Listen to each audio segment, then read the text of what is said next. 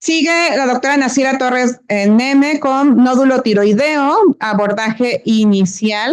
Hola, buenas tardes. Pues mucho gusto en estar con ustedes. Hoy me va a tocar hablar de un tema que en lo particular me encanta.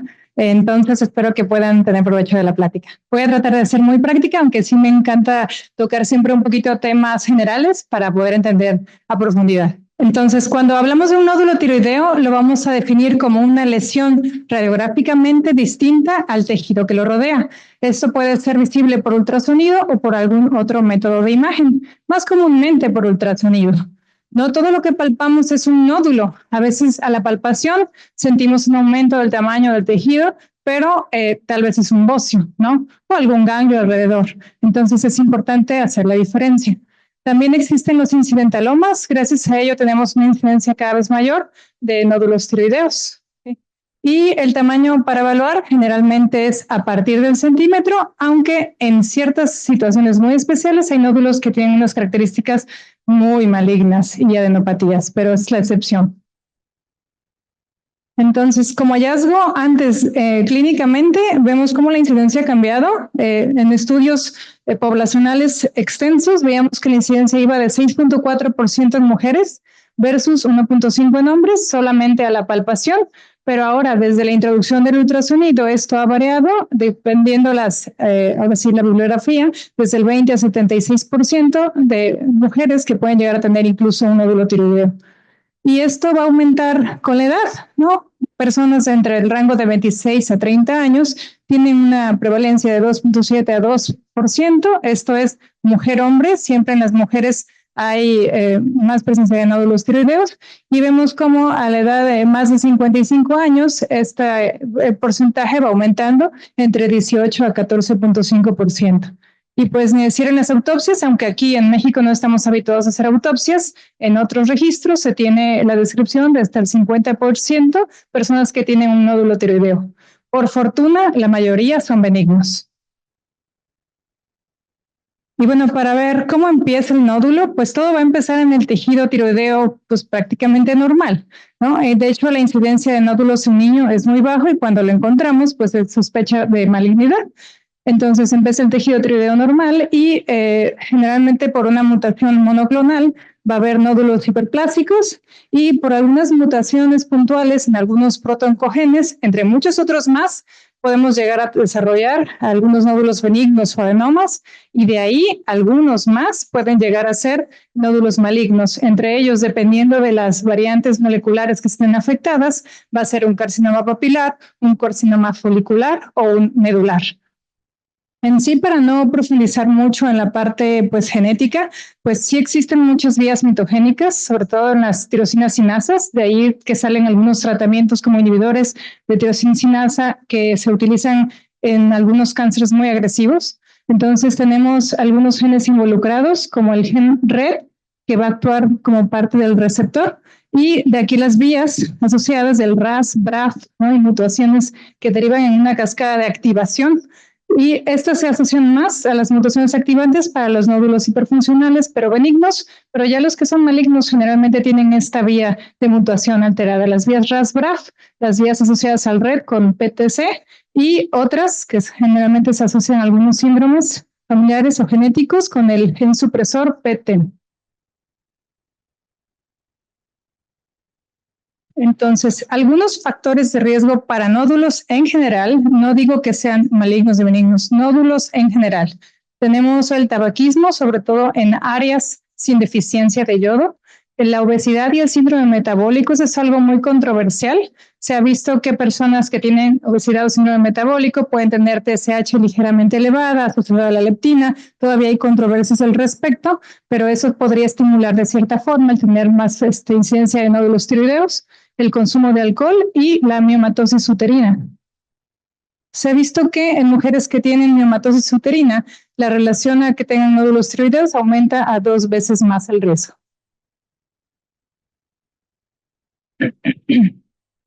En cuanto a factores de riesgo, pero ya enfocados a malignidad, sí tenemos algunos detalles muy puntuales. La radiación predominantemente en la infancia. Vemos como en menores de 10 años el riesgo aumenta, sobre todo en radiación para trasplante de médula ósea, que son los que están sometidos a una radiación más intensa, se aumenta hasta el 24 veces el riesgo de tener un nódulo tiroideo maligno. ¿Okay?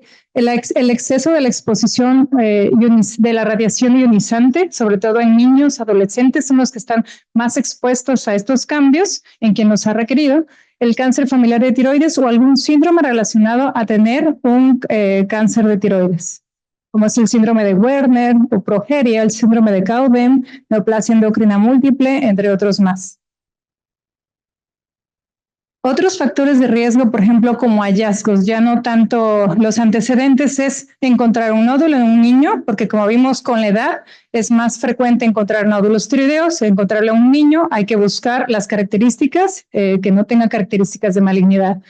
El género es más frecuente que un nódulo pudiera ser maligno en hombres que en mujeres. Los hombres tienen menor incidencia de nódulos tiroideos.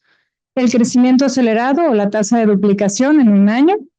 La parálisis de cuerda vocal, el encontrar una adenopatía, no cualquier adenopatía, sino una adenopatía que tenga características de malignidad, que vamos a hablar un poquito más de ello, y junto con un nódulo tiroideo, sobre todo en las regiones relacionadas a la región tiroidea.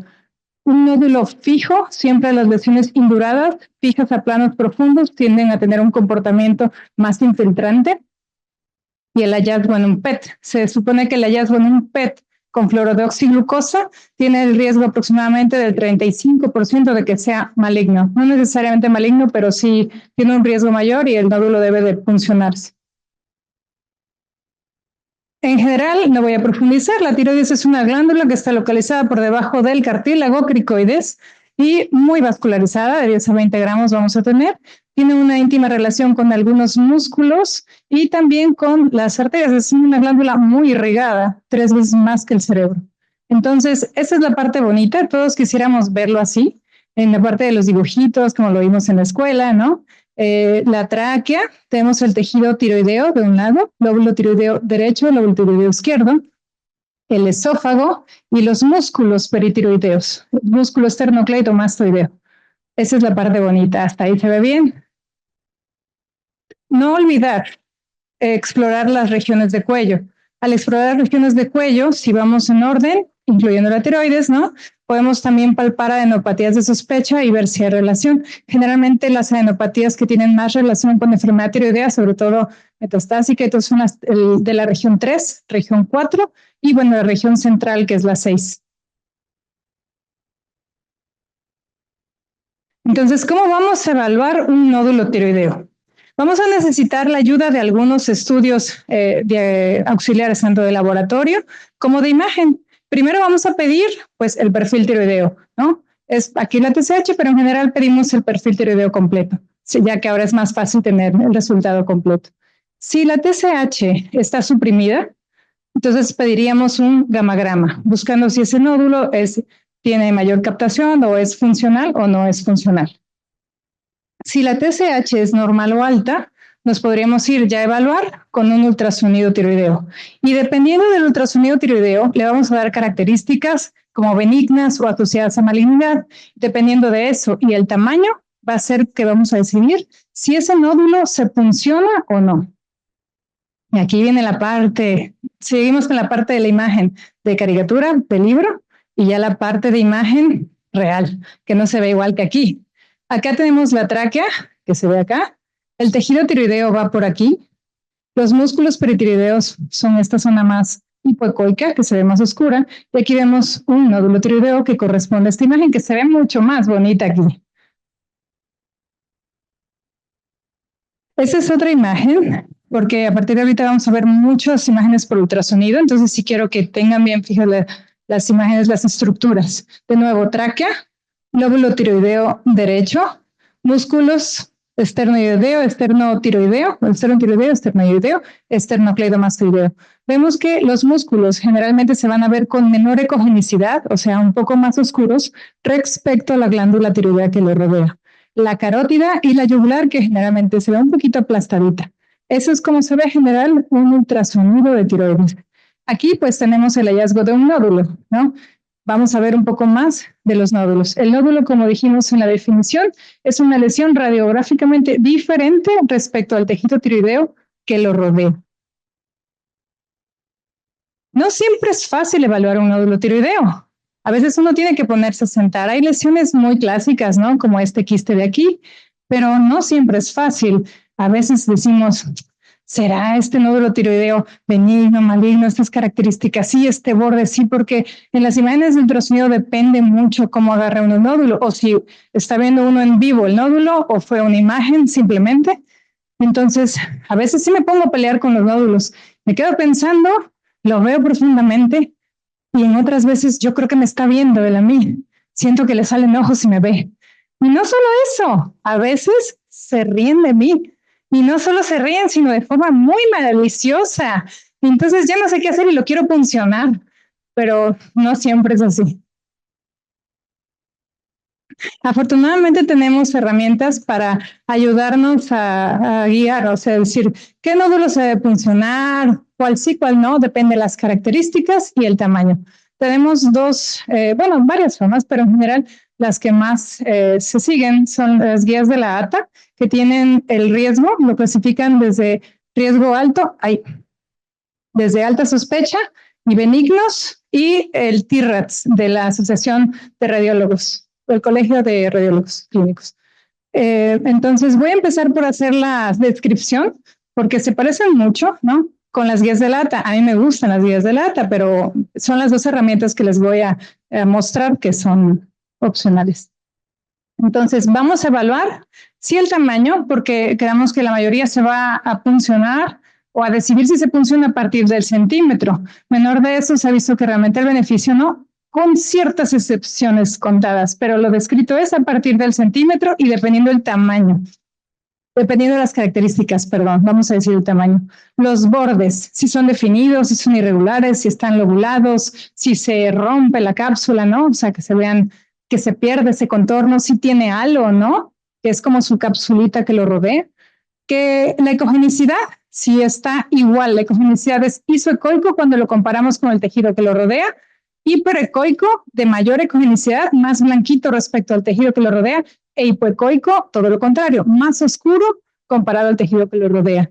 Su contenido, si es quístico, o sea, si es líquido, pues, o es mixto tal vez, o totalmente sólido, y si tiene calcificaciones. De ahí hay microcalcificaciones que son las peores. Las macrocalcificaciones, no tan asociadas a malignidad, y las colas de cometa que no son calcificaciones, mucha gente se confunde y están en el contexto de un nódulo quístico.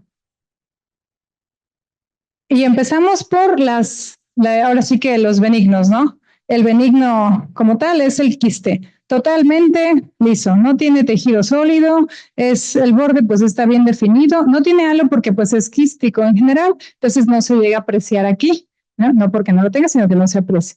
Y este contenido que vemos negro en realidad es líquido, se ve anecoico. ¿Okay? Después, estos nódulos tienen un riesgo de malignidad de menos de 1 centímetro y no está indicado su función no diagnóstica, a menos que sea para drenaje, porque sea un quiste muy grande. En los nódulos de muy baja sospecha tenemos a nuestro amigo el nódulo espongiforme, que literal parece una esponja. Tiene sus hoyitos que son anecoicos, pero también tejido sólido, aunque nos encontramos con un nódulo bien definido. Tiene halo, que es la parte oscura que vemos que lo rodea. ¿Okay? Tenemos otros nódulos que son mixtos. Tienen áreas anecoicas, pero también tienen áreas sólidas. Son nódulos bien definidos. Este es otro ejemplo de nódulos quísticos. ¿Okay? Este es parcialmente quístico, de hecho es predominantemente quístico, y lo que nos debe llamar la atención o donde nos tenemos que enfocar en los que son mixtos son en la porción sólida. Esa porción sólida pequeña, ¿qué características tiene? Esa es la que nos va a dar más información. Entonces, en estos nódulos de muy baja sospecha, se va a considerar la punción si son mayores de 2 centímetros, porque el riesgo de malignidad también es muy bajo, ¿no? Y de ahí vamos subiendo a los de sospecha baja. Tenemos nódulos que ya no tienen tanto el contenido quístico, aunque sí los puede haber todavía. Son nódulos sólidos. Sólidos porque vemos aquí hay un pedacito de tejido tiroideo, tiene el halo bien marcado, ¿no? tiene esto, pues en su totalidad de sólido. Seguramente esto de aquí es un vaso muy grueso por la forma que tiene, o tendremos que ver con el Doppler directamente. De aquí tenemos otro nódulo. Es isocoico respecto al tejido que lo rodea, tiene halo, el borde está bien definido, también son de baja sospecha. Bueno, tenemos otros ejemplos de nódulos que son parcialmente quísticos también, pero que tienen su contenido sólido, excéntrico, y también de nuevo vamos, el contenido sólido, ¿cómo se ve? ¿Tiene lesiones? ¿Tiene calcificaciones? ¿Qué características tiene? En realidad se ve bien. Y estos nódulos los vamos a puncionar a partir de 1,5 centímetros. Vienen los de sospecha intermedia. Los de sospecha intermedia son nódulos sólidos en su mayoría, aunque podemos tener uno parcialmente o un mixto, por ejemplo, pero que el contenido sólido es hipoecoico. Tan solo por ponerle esa característica de ser hipoecoico, ya va ganando un punto de sospecha y lo vamos a catalogar como un nódulo de sospecha intermedia. Pero fíjense bien que estos nódulos tienen esta característica, es hipoecoico respecto al tejido que lo rodea, pero tiene el borde bien definido, tiene halo, no se sale, no tiene otra característica mala, simplemente es hipoecoico, ¿sí? Y vienen los nódulos de alta sospecha. Aquí vamos a definirlos como nódulos con un borde irregular, mal definido, lobulado, ¿no? Puede ser su contenido generalmente sólido, aunque igual puede ser mixto, pero el área sólida tiene características de sospecha, que sería baja ecogenicidad y calcificaciones. Esos nódulos también pueden tener una vascularidad desorganizada, no porque esté vascularizado central, porque hay muchos nódulos benignos que tienen gran vascularidad central, pero está bien definida la periferia, son nódulos vascularizados, sino que aquí se ha perdido el halo, se ha perdido esos límites, entonces la vascularidad se ve como desorganizada. ¿Ok? Y también se llegan a ver extensión extratiroidea. Cuando vemos extensión extratiroidea, microcalcificaciones, ¿no? El borde mal definido, roto, son características de sospecha. Y aquí se va a decidir puncionar a partir de 1 centímetro. Okay. Entonces, estos son ejemplos de imágenes. Esta es una imagen de microcalcificaciones, ¿sí? Es un nódulo mal definido. De hecho, se ven unas imágenes hiperecoicas puntiformes. Estas imágenes son tal cual de la guía de la ATA, pues en un contexto de un nódulo sólido. Esta imagen es un nódulo de bordes lobulados, hipoecoico, por ejemplo. Esta es otra característica, un nódulo que es más alto que ancho, ¿no? Parece un huevo, bueno, en realidad no parece un huevo, está deforme. En pues para mí ya hay irrupción, ¿no? Del límite que viene aquí ya se pierde la definición. Este es otro nódulo que tiene calcificaciones periféricas, pero esa no es la característica mala, sino que se sale de la calcificación, como si fuera un huevo roto, ¿no? Cáscara de huevo rota. Y este es un nódulo que en realidad tiene un nódulo de sospecha, que el ganglio también se evalúa, y asociado a un nódulo tiroideo. Entonces es otro nódulo que sí hay que puncionar. En las guías también se sugiere el evaluar lo que son los ganglios. Los ganglios, que generalmente van a tener una característica como de un frijolito, los que se asocian a características de sospecha son aquellos que tienen microcalcificaciones, tienen un aspecto quístico, porque el nódulo no tiene por qué estar quístico, hablo ya de los ganglios como tal, que tengan vascularidad periférica, porque predominan los sanos, la vascularidad es en el hilio, o sea que es central, y su forma redondeada o hiperecoicos. Algunos ejemplos, bueno, este es un ganglio feliz, sano, y tenemos comparaciones que es un nódulo, un ganglio que no se le ve el hilio. Este es un área, tiene un área ecogénica aquí como un área quística. Este es otro nódulo, otro ganglio que tiene otra área quística y vemos que de todos modos el resto está como lobulado. Este es un puntilleo vascular central, en cambio, este es un puntilleo, es una vascularidad periférica en un ganglio linfático. Ya estos son ganglios linfáticos, ¿ok? Muy bien. La otra herramienta útil que tenemos es el T-RADS. Ya, casi termino. Este es el T-RADS de la ACR. Esta incluso tiene una calculadora, o sea que pueden entrar así como si tienen la duda, Ahí porque me encanta la parte de la clasificación de riesgo de la ATA, pero es muy práctico. Entran así a T-RATS Calculator, entran así en internet y ahí le dice, ¿cómo tiene tú? ¿Qué características tienes? ¿Cómo jugar adivina quién ahí con el T-RATS? ¿Tiene cara fea? ¿Tiene cara bonita? ¿Tiene borde bien definido? ¿Es hipoecoico? Y les da una puntuación y le dice, a partir de tal biopsia, ya. Y se evitan un poquito, pero aguas. No siempre es tan fácil ver las imágenes. Entonces, en caso de que sí sea candidato, entramos a la biopsia y ahí tendríamos algunas categorías de Bethesda que ya son de citología. 1 y 2, generalmente todo bien. Bueno, si es que uno fue realmente quístico. 3 y 4 son un verdadero dolor de cabeza porque son las citologías dudosas. Y ahí en una se repite la biopsia, en la otra se sugiere, que es la 4, la hemitiroidectomía. 5 y 6 es pues prácticamente cirugía, ¿no? Con estudio transoperatorio de preferencia, si hay duda. Cuando es Bethesda 3 y 4, que es un dolor de cabeza realmente, decidir qué hacer en el 3 es poder repetir la biopsia en unos meses, el 4 es emitriodectomía. De lo contrario, ahorita tenemos ya pruebas moleculares, pero no son nada accesibles. Por ejemplo, ahorita pregunté por el Tyrosec, que es, en general se buscan las mutaciones, cuando hablábamos en el inicio, no, que estos son los oncogenes que están alterados, bueno, se buscan esas mutaciones para ver si ese nódulo tiene riesgo, junto con las laminillas se envían, se hace ese panel, pues, pero está como por 80,000 pesos más o menos, masiva, me dijeron. Yo dije, bueno, mejor me opero, me interno y me dan mi comida de cortesía en el hospital más seguro. Entonces, si tiene síntomas compresivos, pero es benigno, se puede considerar operar. Si tiene riesgo de malignidad o cáncer, pues se opera. Y quistes que están recurre, que son grandes, también se pueden llegar a retirar. Y otras opciones es la ablación con láser y radiofrecuencia. Se ve hecho que con alcohol, pero láser y radiofrecuencia es mejor. Con alcohol es para los quistes. Y aquí vemos un ejemplo de una ablación con láser y radiofrecuencia que con el tiempo fue disminuyendo su tamaño. Bueno, con radiofrecuencia fue este. Entonces, conclusión. No todos los nódulos tiroideos cáncer. No todos los nódulos tiroideos son candidatos a biopsia, aunque a todos los quisiera funcionar, pero no. Y siempre la relación de clínica con hallazgos de imagen es muy importante. De las clasificaciones, pues están los riesgos por la ATA y por el T-RATS de la ACR. Algunos tips que les puedo dar, por ejemplo, las microcalcificaciones es algo que se repite mucho en las colas de cometa, ¿no? Bueno, algunos son colas de cometa en el contexto de un quiste y otras son imágenes hiperecoicas puntiformes que sí son microcalcificaciones en el contexto de un nódulo sólido. Ejemplo, aquí, por ejemplo, es un quiste, pero tiene luego el coloide muy denso. Entonces, de acá no es un quiste, es una imagen lobulada, bordes mal definidos, aquí está la tráquea, se extiende y todo lo malo que tengan del mundo, y las ecos hiperecoicos puntiformes aislados. Miren, la cola de cometa es un punto que baja, como una colita, tal cual. Y en el caso de aquí, pues no tenemos esa imagen, pero estas imágenes pueden llegar a confundir. Otro tip que te dejo, ya es el último, doctora Valentín, ya me voy. Las tiroiditis de Hashimoto, en lo personal, llegan a ser un reto.